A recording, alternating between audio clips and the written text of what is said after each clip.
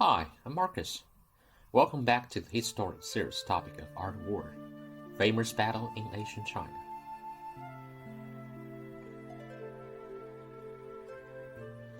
As we discussed the Battle of Changping previously, there's still much to tell for the following history course and figures.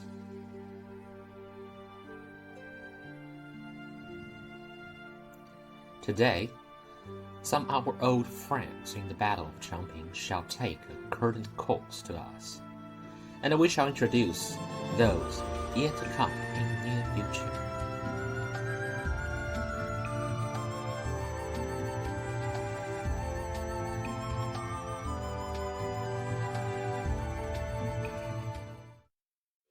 As we mentioned last session, the state of Zhao replaced the mighty general Lian Po with an inexperienced young general Zhao due to Qin's strategic deception and his own reason in the Battle of Changping.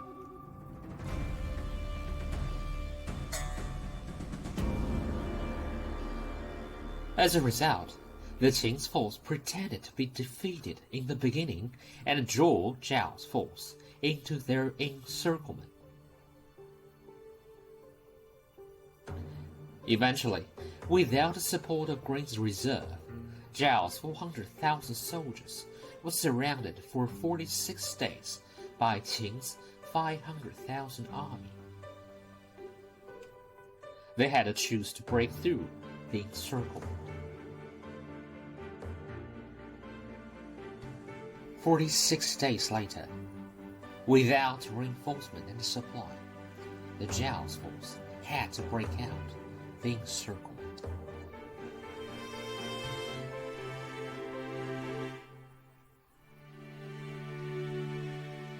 While their end were doomed.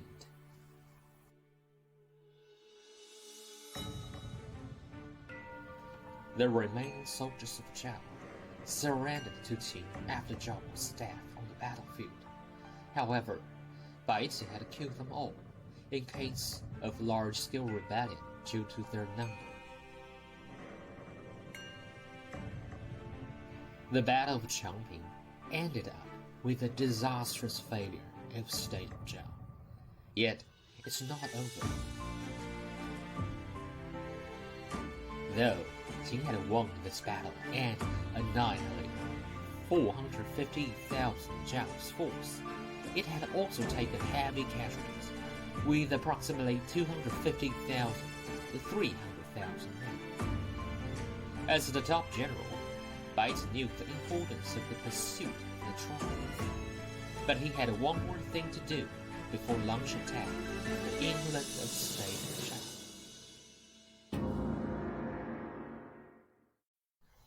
Though he killed the majority of the surrendered soldiers, Baiqi released 240 young huangs back to the state of Zhao. But do not take it as a mercy for Zhao. He did it just to horrify the people of Zhao. In a moment, the whole city of Handan sunk into the tears and fear, cried for their fathers, sons, and brothers.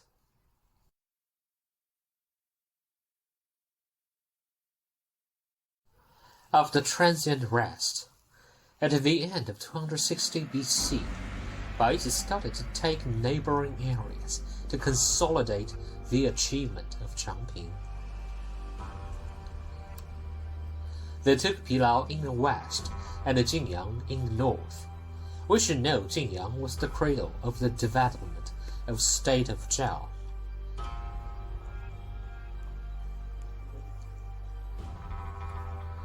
While they took Wu'an in the east, Wu'an was the gate of Handan on the west.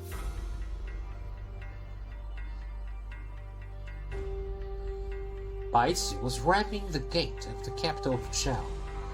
The distance between Wu'an and Handan was less than 14 miles. It was a critical moment for the state of Zhao.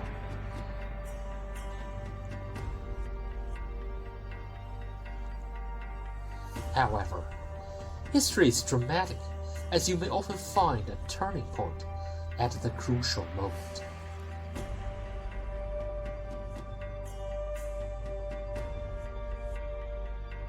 The human resources and the morale could not support an effective fighting strength for the defense of Handan in short term due to the unprecedented defeat in Changping and Baiqi's psychological tactics. Yet, hope was not gone for the state of Zhao. Finally, the king of Zhao learned to follow the wise suggestions. After communication, he decided to send a famous diplomat to lobby a man of note beside the king of Qin赵桓, the prime minister of Qin, frontline. His excuse was simple and clear: the power, contribution, and reward. He told frontline if Baiqi take Handan and destroy Zhao, his contribution would be unprecedented and might threat frontline's position and fortune. It was said that frontline was impressed.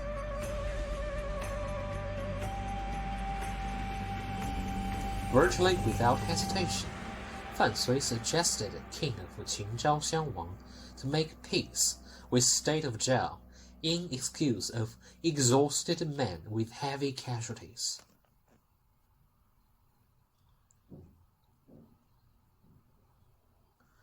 Ironically, the king of Qin bought it right away due to a high level of trust.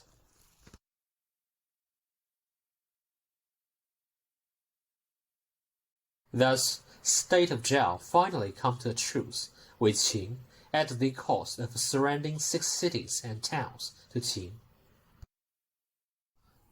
Obviously, this is go against the will of Baiqi. Thus, discord had occurred between the prime minister and the general of Qin.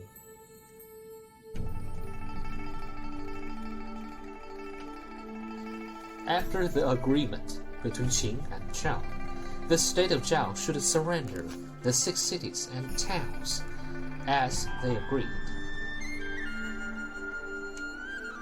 However, with the encouragement of his senior advisor, the king of Zhao offered the 6 cities and towns to friendly state on its east, state of Qi, to forge an alliance. Moreover, they also sent diplomats to other 5 states with precious gifts and humble requests for support and alliance against Qin.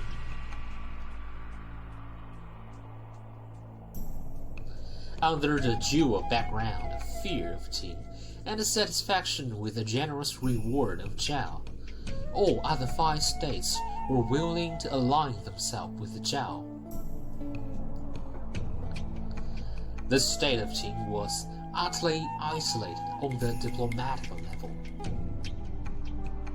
Zhao's response was a total humiliation to Qin. The king of Qin would never accept this. Thus he summoned Baiqi for his opinions against Zhao. To his surprise, Baiqi fully objected the military operation against Zhao by then. His statement was reasonable and clear.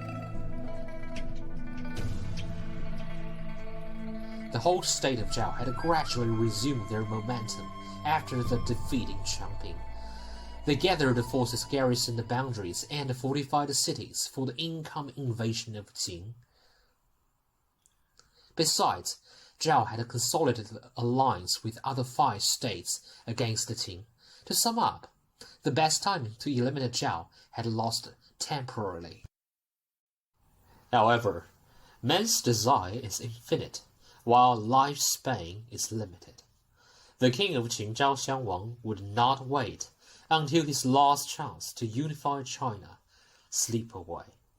Even the price would be the lives of hundreds and thousands of soldiers. The king's crown is always forged by iron and blood. In October 259 BC, almost 1 year after the Battle of Changping, the king of Qin ordered the general named Wang Ling led 200,000 men to attack the state of Zhao. Why the king of Qin did not dispatch Baiqi? Because Baiqi gets sick, or pretended to get sick, at that moment. Soon, the Qing's force swiftly marched across Shandong area and headed to Handan. Whereas there were no more than 100,000 troops defending Zhao's capital, many of them were not qualified soldiers, and they were the only remaining force of Zhao. Furthermore, there would be no diplomatic alternative for Zhao anymore.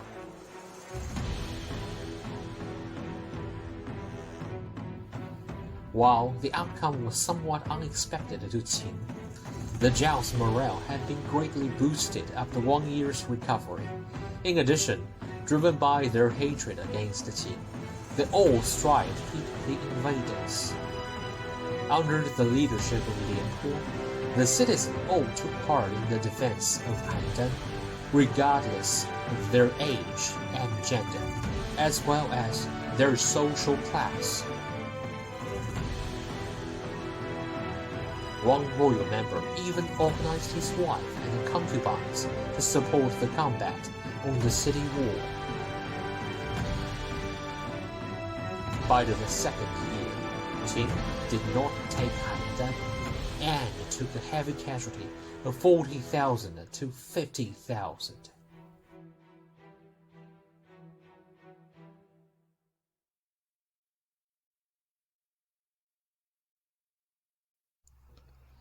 The state of Qin had become the passive one due to the failure in the battlefield. Whereas the troops of Qin on the front line could not retreat as the king would not accept this result. As a matter of fact, the king of Qin was also haunted by the situation. Perhaps such a dilemma reminded him of Baiqi.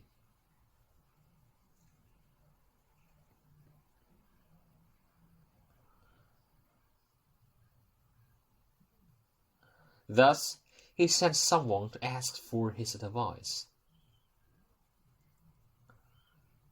While Baiqi's answer remained the same, it was not the right timing for battle. Besides, he was in sickness and unable to lead an army.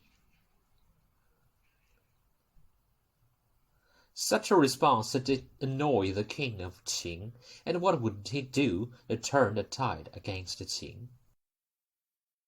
Before we continue to introduce the process, one interlude you might be interested in was that the first emperor, Qin Shi Huang, might involved in the battle of Handan. According to the historic record, as his father was sent to Zhao as a hostage, the first emperor was born in February 259 BC. The Battle of Handan was began in 9 months later, while his father was detained in Handan, which might indicate an ironic fact that the first emperor might have experienced the Battle of Handan, even though he might be too young to remember this.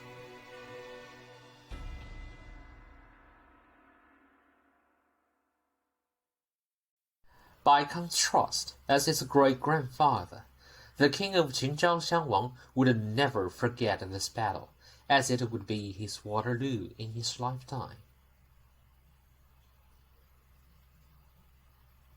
A short break after the feedback of Baiqi, the king of Qin Zhang said something might imply the end. I will crush Zhao without such trivial Baiqi. Then he had a general named Wang He, our old friend in the Battle of Changping, replaced Wang Ling to continue attack the city of Handan.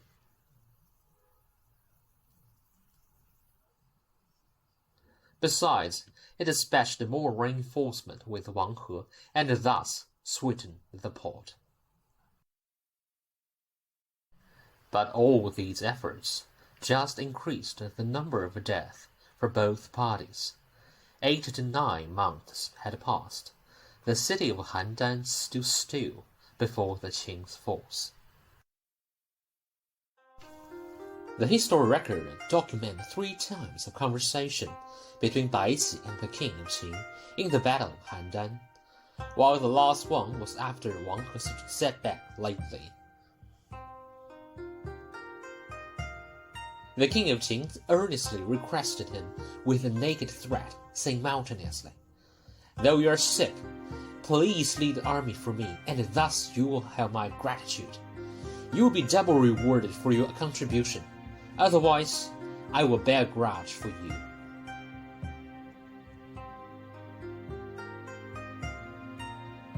Whereas Baiqi had his own principle, and his was stubborn indeed. His answer to the king of Qin was firm and inconsistent with previous ones.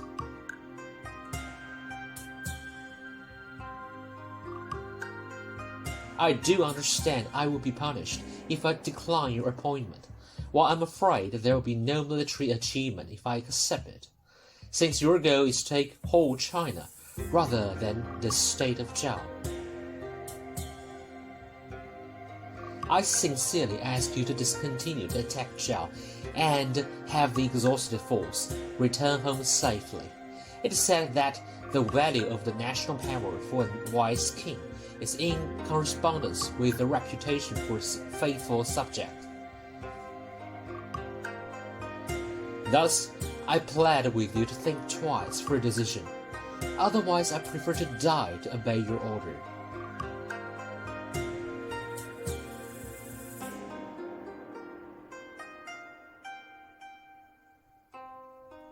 After a short while, the king of Qin left without a word.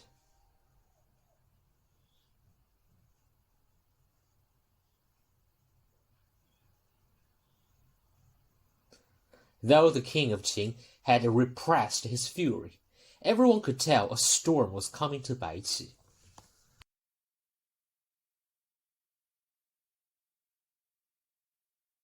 Nevertheless, the hot potato Baiqi could be dealt with later. The warfare on the front line of Handan was urgent.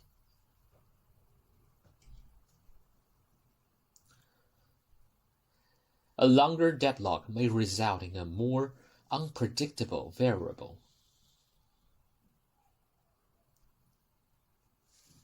The king of Qin could not fall asleep until his trusted Prime Minister Fan Sui notified him the reserve in Handan had been depleted. Besides, Fan Sui also suggested him to have someone to reinforce Wang He. His name was Zheng Anping, a close friend who had saved Fan Sui incidentally, but this man did not have any proved military experience. Soon, Zheng Anping led 50,000 army with a plenty of grain supply to reinforce Wang He. Would this deployment help to turn the tide? A couple days ago, the state of Zhao already sent the messengers to other friendly states for help. Two of the states suffered most from Qing's invasion, decided to send reinforcements to rescue Zhao. The states of Wei and Chu sent 100,000 men separately. The timing was perfect for 2 reasons. First, the state of Zhao had fought against Qin alone for almost 2 years. They had demonstrated tough fighting strength, yet their reserve was draining. Second, news from state of Qin indicated that Baiqi had been banished by King of Qin lately. Since both sides of Qin and Zhao were exhausted, the reinforcement of Chu and Wei would certainly tip the scale in Zhao's direction.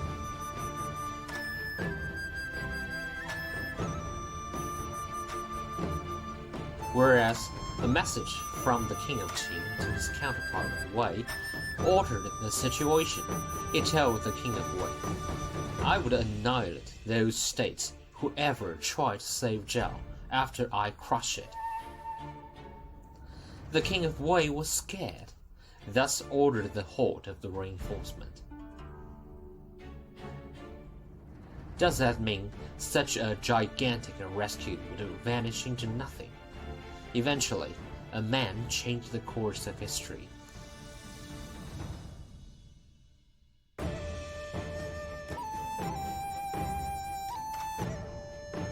He was called the Lord Xingling. And who was the Lord Xingling?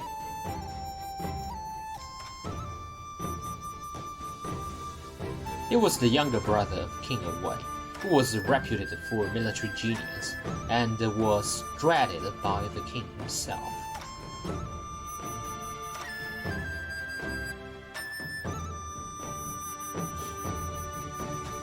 Since the city of Handan could not hold up any further, he knew the value of ally as Zhao to Wei's state.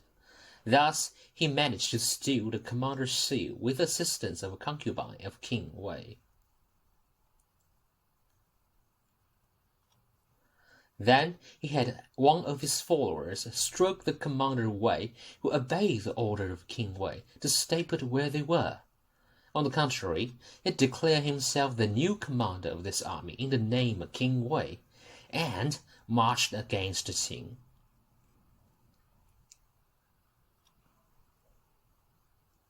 In addition, he sent this good news to Handan.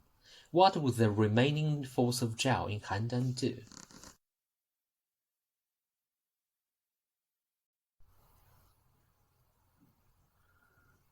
Such a news was an inspiration indeed to the people of Zhao in Handan.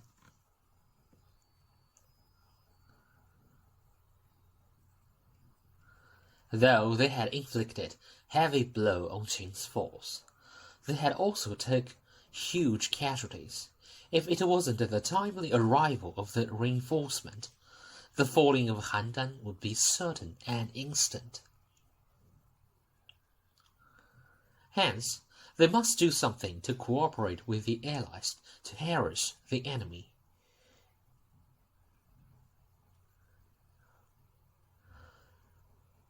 Thus, they organized a dare-to-die corps of 3,000 warriors to assault the Qin's force in one dark night.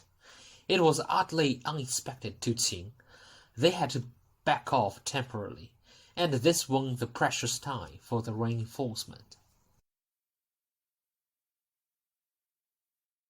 Finally, the reinforcement arrived.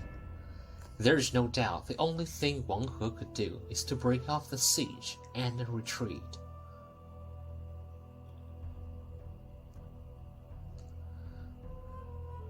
They were defeated and constantly withdrew along the mountain pass they had just taken before. Nevertheless, they seemed to make an unforgivable mistake. They had left Zheng Anping and 20,000 men in the city of Xinliang.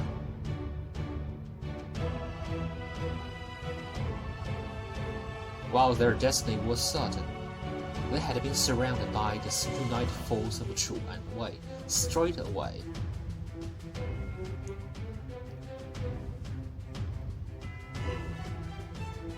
Though Wang He was not among the list of top generals, he was still an excellent one. How could he make such a mistake? Or there was something hidden.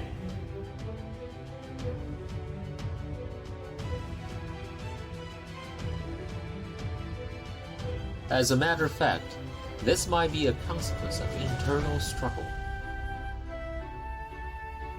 As Baiqi had a remarkable prestige among the state of Qin, especially in those military offices, Wang He was one of them. While Zheng Anping was the trusted followers, as well as the close friend of Fan Sui. As we mentioned previously, Baiqi and Fan Sui had been hostile against each other due to Fan Sui's assertion to discontinue attack Zhao, whereas Baiqi was exiled for his rejection of the King of Qin, plus Fan Sui's calumny.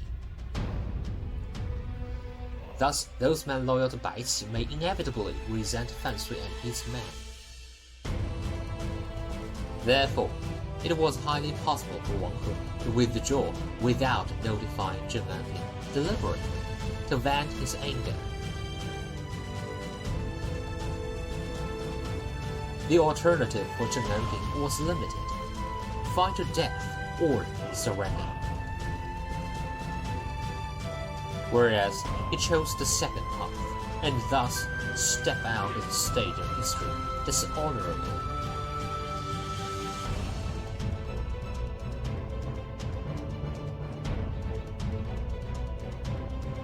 For Wang He, though his remaining army had returned to Hedong Prefecture safely, the allied force was still on his tail.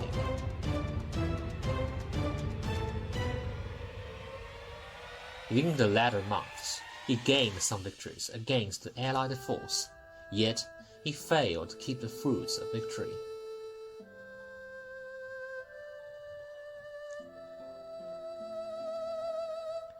With the strategic withdrawal of Qing's force, eventually they lost control of the territory of Hedong Prefecture and Shandong area in his reign of King Qin赵桓.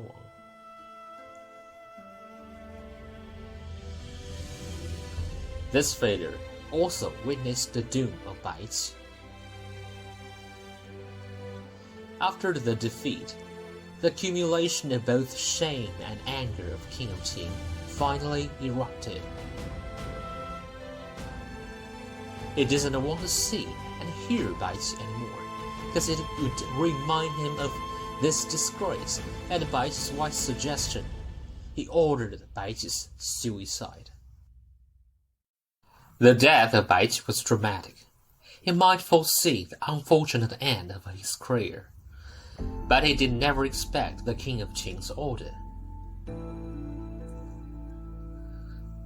He cried out for the sentence, which was unfair to him.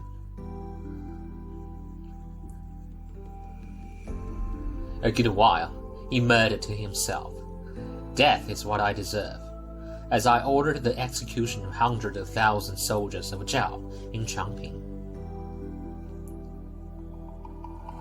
Then he took his own life with the sword of King Qin赵桓, thus ended his life of both controversy and might.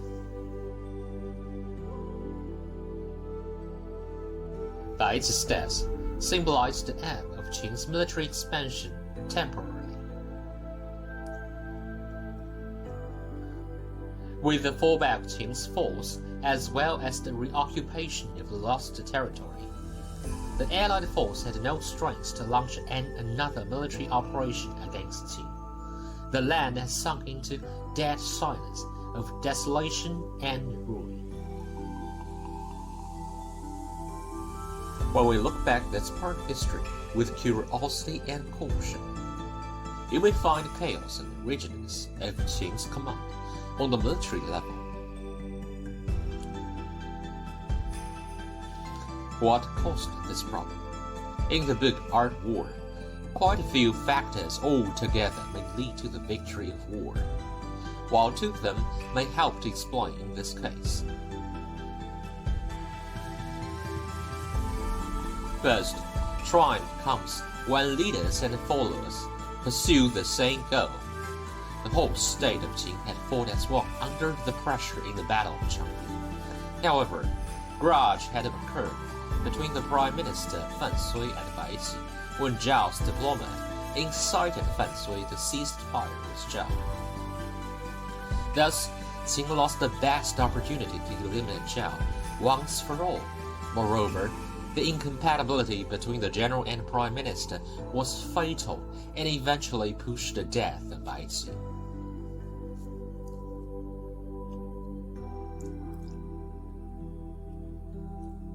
Second, victory only favors the leader who could dedicate their power to the competent subordinate without undue interruption.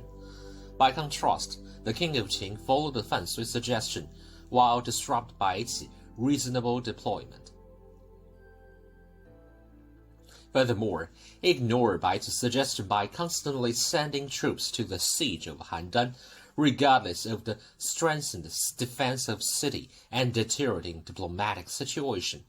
His generals like Wang He and Wang Ling could do nothing but obey the order to attack the city. How could they remove the shackle of rigidness? Consequently, objectively speaking, the Battle of Handan was a severe strategic mistake, which could thoroughly avoid for the state of Qin. On the other hand, subjectively speaking, this mistake might be inevitable from the perspective of humanity.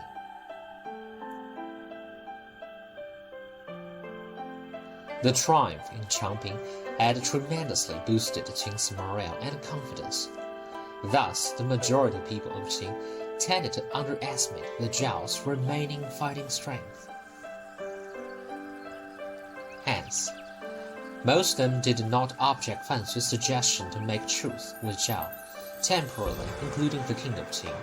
They firmly believed that the foundation of Zhao had been destroyed in the Battle of Changping, and the transient break would change nothing.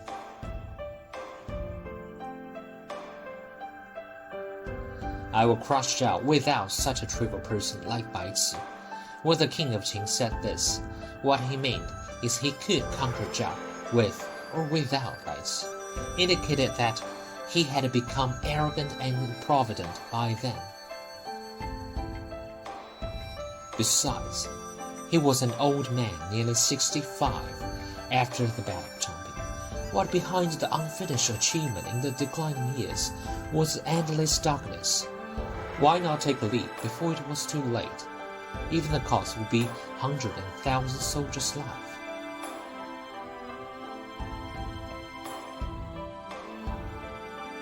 Therefore, when the wise and sophisticated King of Qin turned to be an irritable, arrogant, and improvident leader, perhaps the failure of the Battle of Handan had become something meant to be.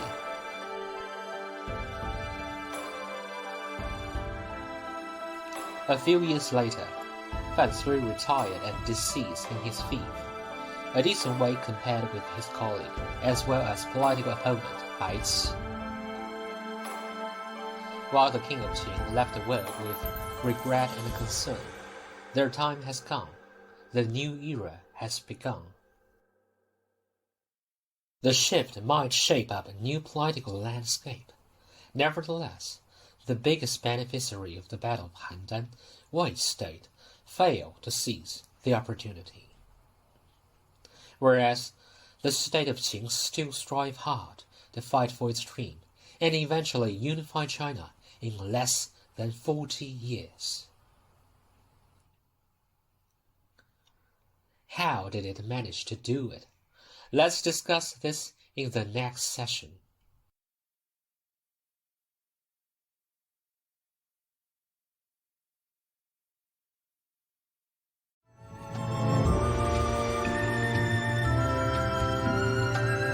Our narration of the Battle of Handan is finished here. Thanks for watching. Have a great day.